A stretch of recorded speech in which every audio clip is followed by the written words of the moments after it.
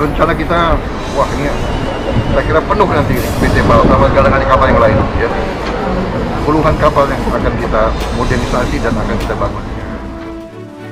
Assalamualaikum warahmatullahi wabarakatuh. Salam jumpa kembali dengan channel Militer 62, channel yang menyajikan tentang militer, pertahanan, keamanan, dan konstelasi politik dunia.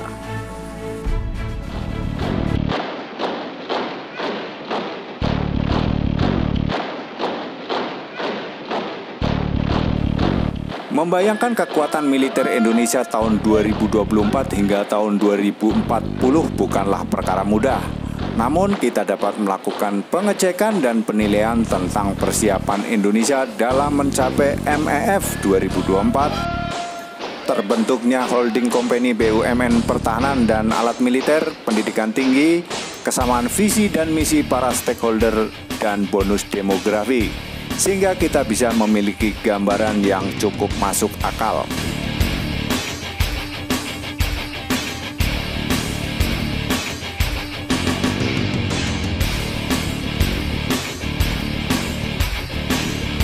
Yuk kita intip dan kita ukur mulai dari sekarang. Yang pertama, pembentukan Holding Defense ID.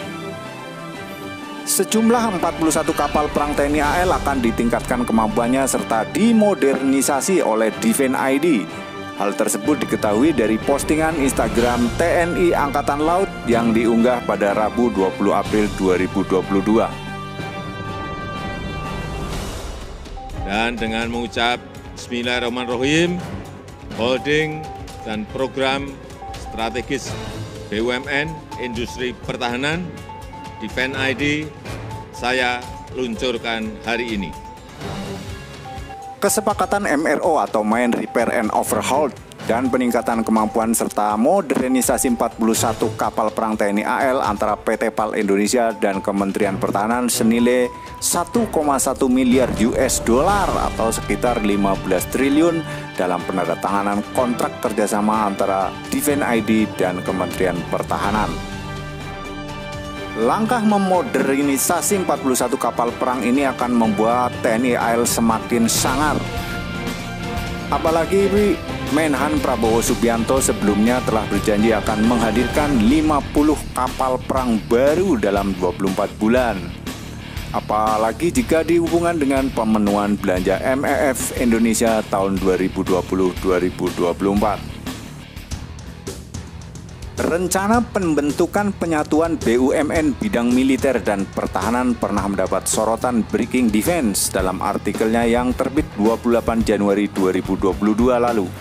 Melansir dari laporan antara, Defense ID sendiri adalah perusahaan holding 5 BUMN industri pertahanan yang diinduki oleh PT LEN Industri bersama PT Pindad, PT DI, PT PAL Indonesia, dan PT Dahana. Defense ID kini telah diluncurkan oleh Presiden RI Joko Widodo pada Rabu 20 April 2022. Bapak Presiden Joko Widodo telah lama menantikan kehadiran Defense ID untuk mengkonsolidasikan BUMN yang bergerak di industri pertahanan, sembari memperkuat ekosistem dan meningkatkan daya saing serta menghasilkan keuntungan. Kini TKDN atau tingkat kandungan komponen dalam negeri produk pertahanan sudah berada di angka 41%, sehingga di masa depan mencapai 100%. Yang kedua, pemenuhan Minimum Essential Force tahun 2020 hingga 2024. Kepala Staf Angkatan Laut Kasal Laksamana Yudo Margono membeberkan kondisi terkini pembangunan kekuatan matra laut melalui kehadiran alat utama sistem persenjataan melalui program pemenuhan Minimum Essential Force tahap ketiga periode 2020-2024. Hingga awal tahun 2022, program pemenuhan alutsista MEF tahap ketiga TNI AL baru berada di angka 60%. Untuk mencapai MEF itu kita harus membangun KRI dalam memperkuat atau penegakan kedaulatan hukum laut, kata Yudo Margono di Markas Besar TNI AU Jakarta 23 Maret 2022. Dalam pemenuhan MEF tersebut, Yudo mengatakan salah satu upaya yang dilakukan TNI AL adalah mengadakan kapal-kapal baru. Pembangunan kapal tersebut contohnya yang baru-baru ini diluncurkan, yakni 2 kapal patroli cepat berukuran 60 meter PC-60M yang dibuat PT Caputra Mitra Sejari atau CMS dengan nama KRI Dorang 874 dan KRI Bawar 875. Rincian target 3 matra dalam pemenuhan alutsista MEF tahap 3 masing-masing matra mempunyai target pengadaan alutsista. Di antaranya, TNI AL menargetkan memiliki 182 unit KRI, 8 kapal selam, 100 pesawat udara, dan 978 unit kendaraan tempur pada 2024.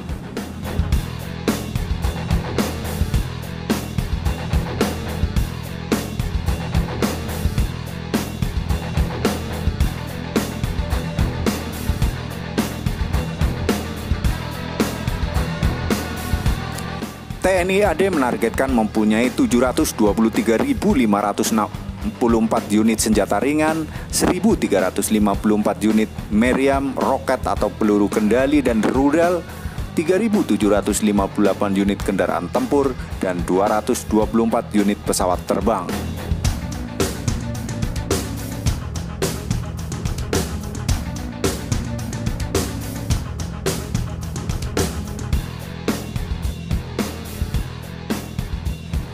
Sementara itu, TNI AU menargetkan memiliki 344 unit pesawat, 32 unit radar, 72 rudal, dan 64 unit penangkis serangan udara. Alutsista mutakhir terkait MEF ini, DPR RI telah mewanti-wanti supaya pembangunan postur pertahanan TNI memilih alutsista yang mutakhir. MEF juga harus mampu menjawab perkembangan tantangan masa kini, di antaranya aspek geopolitik, perkembangan teknologi, ancaman gerakan separatisme, aksi terorisme, ancaman disintegrasi bangsa, dan bentuk ancaman baru terhadap kedaulatan negara serta operasi militer lainnya.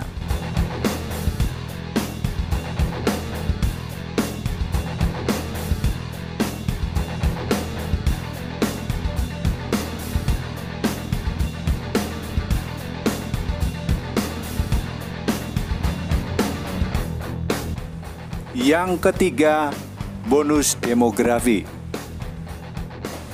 Lembaga Kependudukan Dunia maupun BPS telah memprediksi Indonesia akan mengalami bonus demografi di tahun 2030 hingga 2045.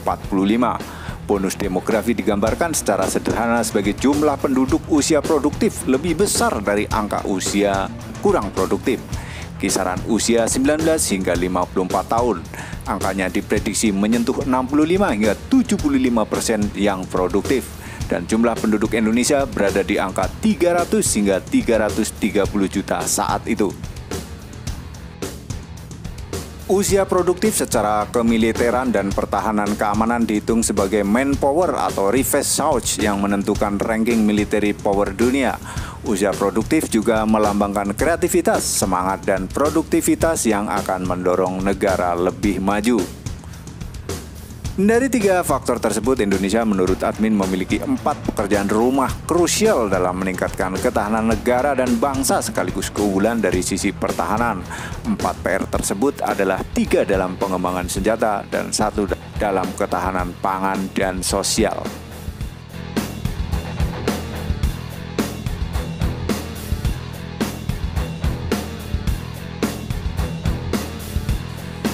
Dalam pengembangan senjata, Indonesia yang pertama harus mampu mengembangkan roket dan rudal. Roket sebagai tenaga pendorong pesawat ruang angkasa maupun pendorong rudal. Yang kedua adalah kemampuan mendayagunakan energi nuklir, baik untuk penggunaan pertanian dan pangan, industri pertahanan keamanan sebagai energi utama alutsista. Yang ketiga adalah kemampuan menciptakan teknologi artificial intelligence yang diterapkan dalam bidang industri dan pertahanan keamanan dikombinasikan dengan teknologi senjata laser. Yang keempat adalah kemampuan menciptakan tanaman pangan dan pertanian yang bersumber dari penggunaan energi nuklir. artificial intelligence, dan industri alat pertanian modern sehingga mampu mencukupi kebutuhan pangan 9 bahan pokok rakyatnya dan berdaya tahan lama atau ketersediaan saat krisis. Ketahanan pangan merupakan bagian penting dari pertahanan dan keamanan nasional.